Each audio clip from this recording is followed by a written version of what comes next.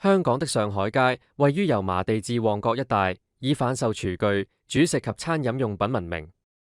街道兩旁的店鋪林立，從中式鐵鑊、砂煲、蒸籠到西式刀具、餐具、烘焙器材一應俱全。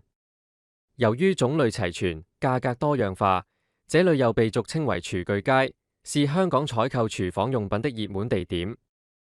今次旅遊日本東京，其中一個特別的目的地就是著名的廚具街——合宇橋道具街。橋道具街，日本人對料理的講究，從烹調的細節到上碟的擺盤，無一不追求完美。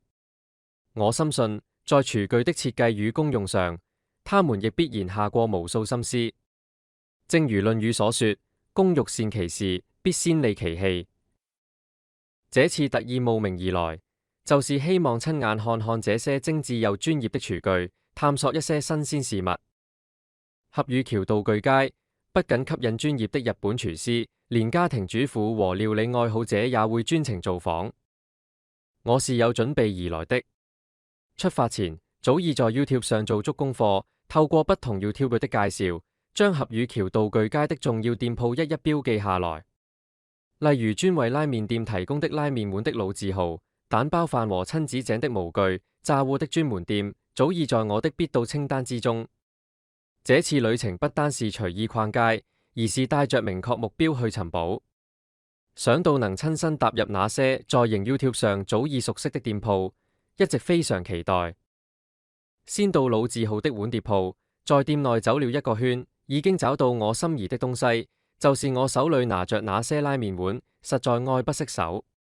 碗身薄卻結實，重量剛剛好，不會感到墜手，正是拉麵店常用的尺寸。碗內描繪着龍的圖案，寓意力量與吉祥，也提醒着人們，拉麵本是由中國傳入日本，經過百年演變，才發展成如今深受喜愛的日本拉麵。同一間店鋪內，我亦選購了同款設計的六角形炒飯碟，尺寸恰到好處，正好是廚師鐵鑊一盒飯的份量，可以想像到廚師乾脆利落地將炒飯從鐵鑊裏鏟出，再完美倒扣在碟上的情景。在另一家店鋪裏，我還找到了一隻專門用來炸物的鐵煲。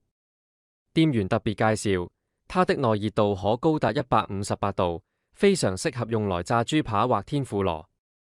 煲身還配上溫度計，實在非常貼心，不禁讓我想象，在家中也能重現餐廳般的金黃香脆的炸豬扒。